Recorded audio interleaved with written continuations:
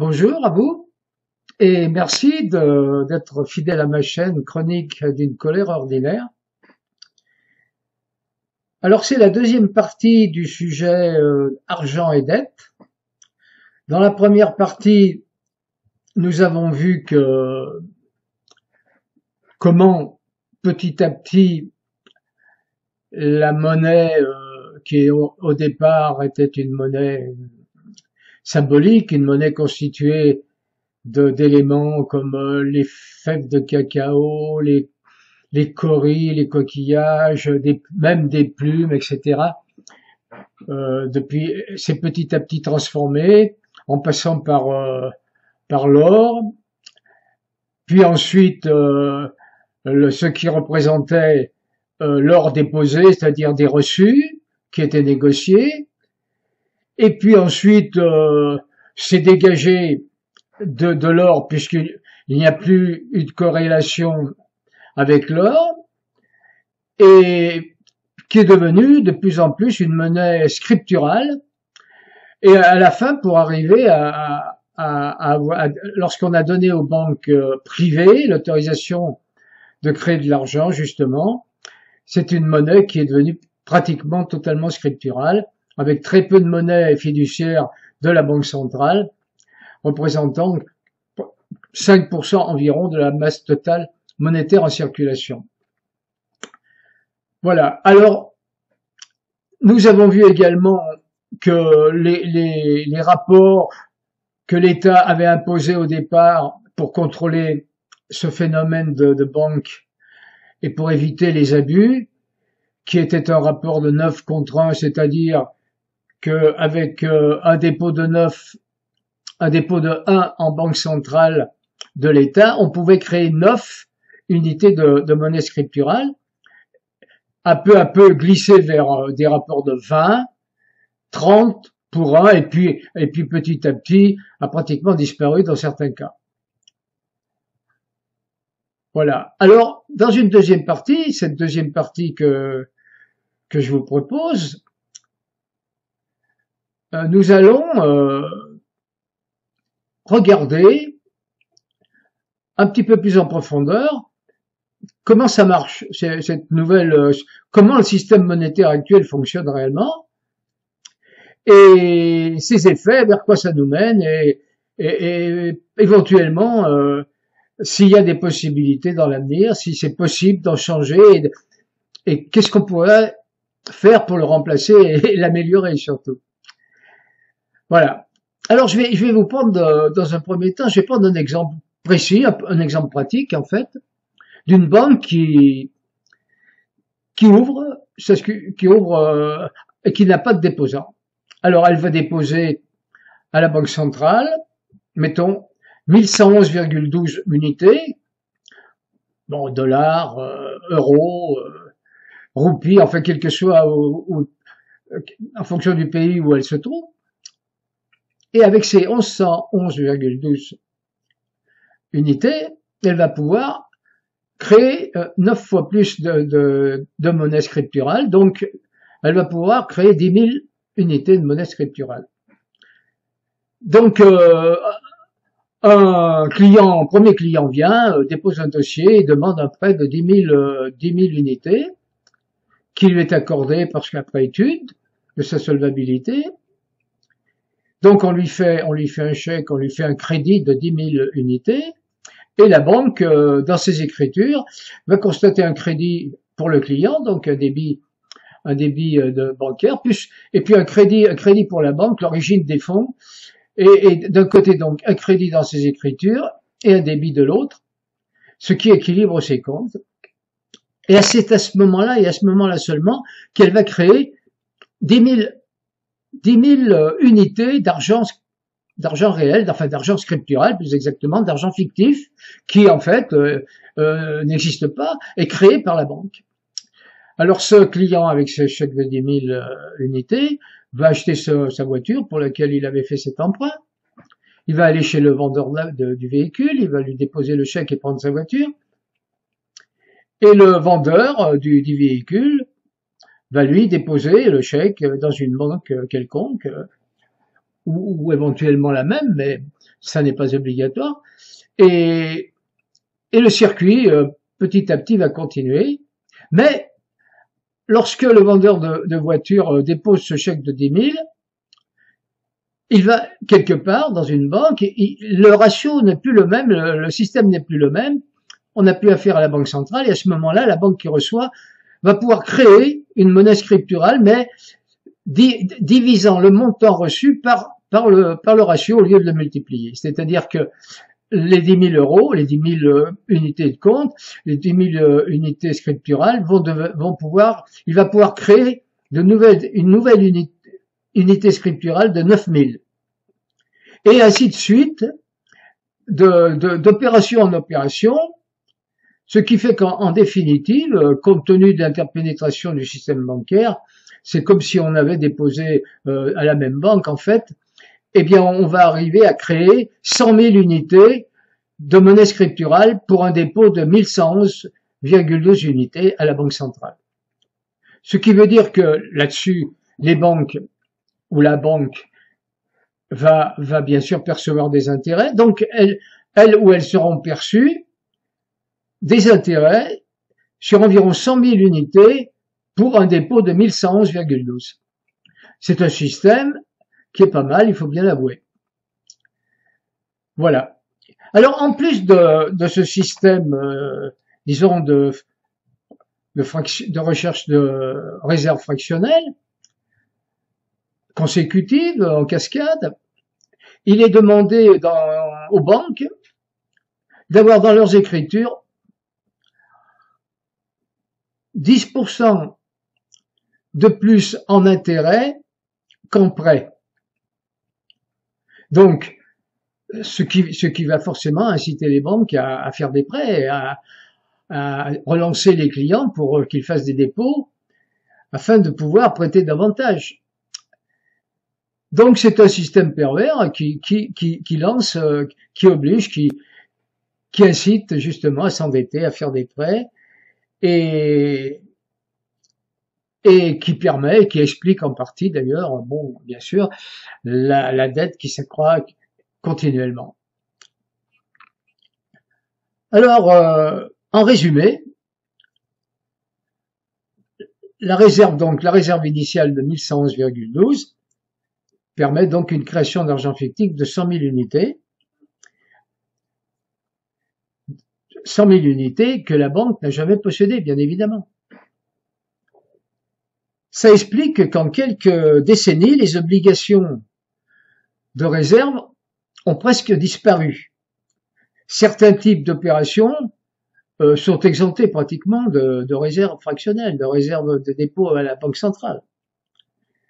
Plus récemment, les banques ont contourné cette dernière obligation de quelques réserves en faisant payer aux déposants, enfin aux demandeurs du prêt, les frais de dossier, ce qui en fait annule les obligations de réserve. Donc en résumé, les banques peuvent créer autant d'argent qu'on est capable d'en emprunter. L'argent créé par les gouvernements, donc les banques centrales, représente environ 5% de l'argent en circulation. Donc les 95% restants, c'est de l'argent privé, créé par les banques, de l'argent dette. Il a été créé par la dette contractée par un emprunteur auprès de sa banque, et cet argent va disparaître au fur et à mesure que l'emprunteur va rembourser.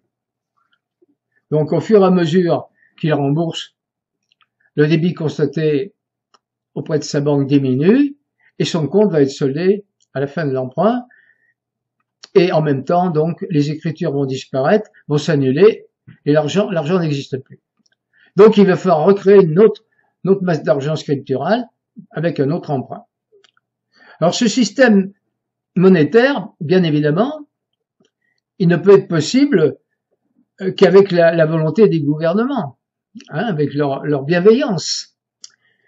Ils vont passer des lois imposant l'utilisation de la devise nationale. Ils vont permettre que les crédits octroyés soient payables en monnaie nationale. Et puis les tribunaux vont faire respecter les engagements des emprunteurs, hein, jusqu'à avec les garanties qu'ils ont données, jusqu'à aller aux saisies de leurs biens s'ils ne respectent pas leurs engagements.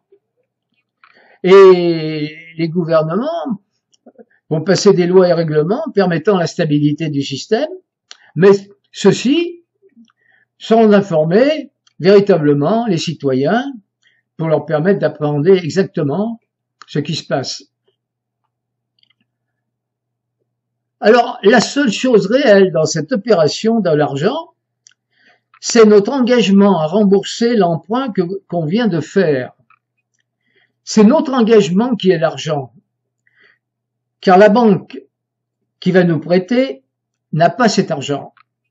Elle va le créer à partir de notre engagement. Ça, il faut bien comprendre.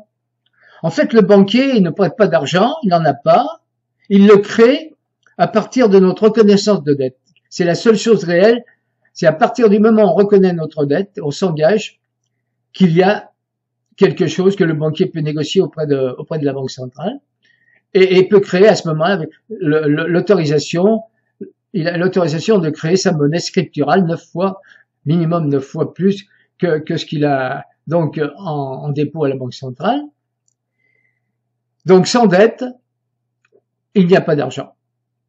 La dette est indispensable, car sans dette, il n'y a pas d'argent. Alors si le fait de rembourser, bon, pour un particulier, on comprend aisément que quand on rembourse sa dette, on a plus d'argent, on a moins de dettes, donc on a un peu plus d'argent, on a un peu plus d'aide, de revenus, et pour nous, ça va mieux. Mais sur le plan de l'économie générale, c'est pas du tout le cas. S'il n'y a pas de dette générée, il n'y a pas d'argent créé. Donc il n'y a pas de circulation monétaire et ça fait boule de neige. Et c'est ce qui s'est passé lors de la grande crise de 1929 aux USA. Les demandes d'emprunt, de prêt ont chuté de 27% entre 1929 et 1933. Donc, à ce moment-là, dès lors, il y a eu une raréfaction de l'argent en circulation,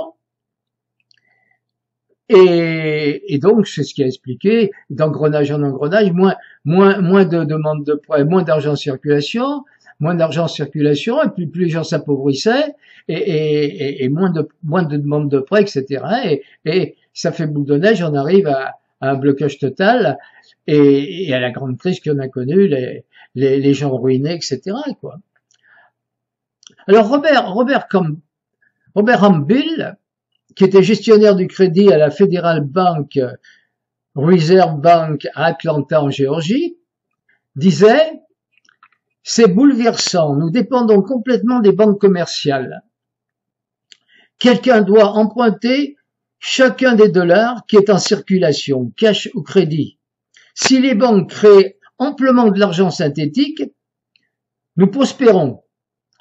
Sinon, c'est la famine. Nous sommes absolument sans système monétaire permanent. Quand quelqu'un commence à voir l'image globale, l'absurdité tragique de notre situation désespérée, c'est presque incroyable. L'absurdité tragique de notre situation désespérée est presque incroyable. Voilà. Donc c'est vraiment des gens donc comme un gestionnaire de crédit dans une grande banque de réserve aux États-Unis qui se permet de dire des choses pareilles, c'est donc qu'il y a quand même un problème.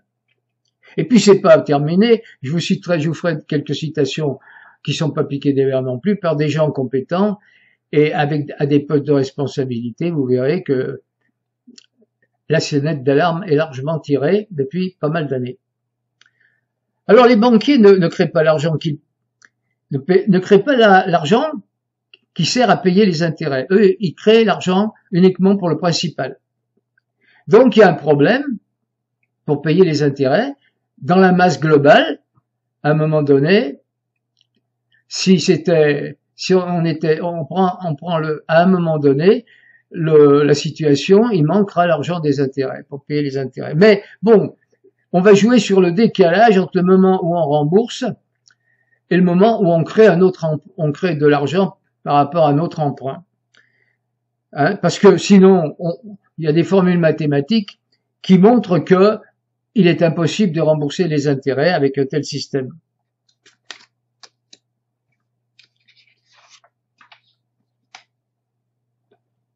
Alors, pour que la société continue de fonctionner avec ce système,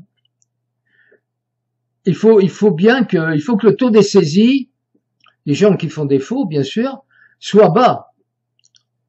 Et de plus en plus qu'il y ait toujours de nouvelles dettes pour créer de nouvel argent qui servira à payer les intérêts des dettes précédentes. Voilà. Donc, la dette totale va augmenter, les intérêts vont augmenter, et il va y avoir une escalade exponentielle de l'endettement. Alors seul, comme je l'ai dit, le décalage entre le remboursement de l'argent dû et de l'argent nouvellement créé empêche de mettre la société en faillite, d'où des taux d'intérêt très bas. Alors, pour pas qu'on ne puisse pas rembourser les intérêts, même avec ce décalage, il faut garder des intérêts assez bas. Et il faut qu'il y ait des offres de prêt alléchantes et innombrables, et c'est pour ça qu'on relance tout le temps. Vous connaissez le système, vous êtes relancé à longueur d'année pour faire un prêt de ceci, un prêt de cela, prêt à la consommation. Vous voulez pas acheter une voiture, vous voulez pas acheter une machine à laver. Enfin, ça continue, ça n'arrête jamais. Alors, on se pose la question quand on a un petit peu novice, même quand on est spécialiste, regardez ce que disent les grands pontes des finances, on se pose cette question, le système va-t-il continuer longtemps? Et est-ce que l'effondrement est inéluctable? Alors je vais vous faire une citation encore, il y a un nommé Andrew Gause, qui lui était historien monétaire, qui disait: une chose à comprendre à propos du système de réserve fractionnelle utilisé par les banques est que, comme dans le jeu des chaises musicales, aussi longtemps que la musique continue, il n'y a pas de perdant. Voilà. Alors, il faut que le système continue, qu'il alimente sans fin, qu'il n'y ait pas d'anicroche dans l'engrenage. Vous avez compris que le moindre petit caillou dans l'engrenage, la moindre petit arrêt dans les prêts ou des taux d'intérêt fictivement qui arriveraient à monter pour une raison ou pour une autre. Enfin, le moindre petit caillou dans l'engrenage va bloquer le système. C'est pour ça qu'on arrive à des crises, qui ont d'autres raisons, parce que qui ont pour cause beaucoup la malhonnêteté des financiers, particulièrement les subprimes, etc. Mais bon, on comprend que c'est un système vicieux au départ, quoi. Il est basé également sur une croissance exponentielle. Il est basé sur la croissance exponentielle. C'est-à-dire que quand vous dites 3% de croissance, c'est pas 3% avec une courbe plate. C'est 3% sur un total différent chaque année, avec les intérêts, avec la croissance qui s'est rajoutée de l'année précédente. Donc c'est une courbe qui part en montant, vous voyez, elle monte, elle ne reste pas plate. Alors, à ce sujet-là, vous avez encore une citation d'un monsieur qui était un économiste qui s'appelait Kenneth Boulding et qui disait: quiconque croit que la croissance exponentielle peut continuer sans fin dans un monde fini est soit un fou, soit un économiste. Alors, vous voyez, en dehors de l'ironie de l'affaire de cette citation, c'est quand même très inquiétant. Alors que faire? Ben écoutez, alors devant ces constatations, donc que partout dans le monde, nos gouvernements empruntent de l'argent aux banques privées avec intérêt, que la dette gouvernementale est une composante majeure de la dette globale, et une énorme partie de nos impôts va pour combler cette dette, devant la constatation que les banques créent l'argent avec l'autorisation des gouvernements et que les gouvernements peuvent créer des devises par décret, et qu'ils ont au moins autant autant de raisons et autant de droits que les banques de créer leur propre argent, on peut poser 4 questions. Alors la première question, ce serait pourquoi les gouvernements choisissent d'emprunter de l'argent aux banques privées avec intérêt quand ils pourraient créer tout l'argent qu'il leur faut sans intérêt? Ça, c'est quand même une bonne question et qui mérite une réponse, non? Alors, question numéro 2, pourquoi créer de l'argent à partir du processus de dette et pas de l'argent de circulation permanente qui ne doit pas sans cesse être réemprunté pour exister? Alors, effectivement, ce système de on crée de l'argent au moment où on crée une dette, je ne sais pas vraiment qui a trouvé cette affaire-là. C'est un système extrêmement pernicieux. Mais pernicieux pas pour tout le monde, parce que ça permet d'endetter les États. Lorsqu'on corrèle avec l'histoire des banques centrales qui ne peuvent plus emprunter, prêter aux États, alors corréler ensemble ces deux systèmes, eh bien ils mettent les États en esclavage par rapport au privé. C'est ce qui, je pense, a été voulu depuis l'origine de cette affaire. Alors la question 3 serait, comment un système monétaire fondé sur l'accélération perpétuelle et exponentielle de la croissance peut-il servir à construire une économie durable? Quatrième question, que faut-il changer pour créer une économie durable? Alors effectivement,